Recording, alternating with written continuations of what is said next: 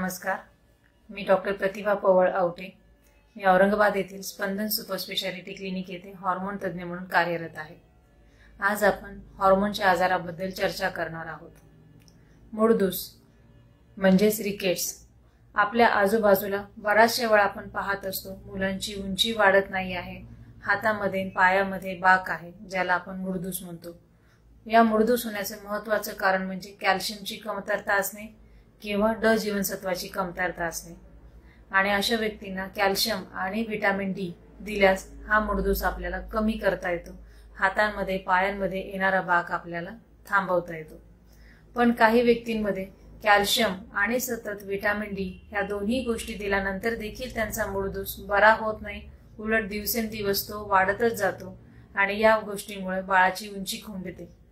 जर मूळदूस किंवा rickets vitamin D दिल्यानंतरही बरा होत नसेल तर हा हॉर्मोनमुळे होणारा रिकेट्स असतो, ज्यामध्ये कधी कधी किडनीमधून काही क्षार गरज नसताना निघून जातात, जे की आपल्या शरीराला आवश्यक असतात. ज्यामध्ये महत्त्वाचा म्हणजे बायकार्बोनेटचा क्षार आणि फॉस्फरस.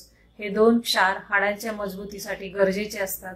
किडनीमधून गरज नसताना क्षार गेल्यामुळे हाडे कमकुवत होतात, लवकर वागतात आणि त्यामध्ये हातांमध्ये पायांमध्ये बाक येतो.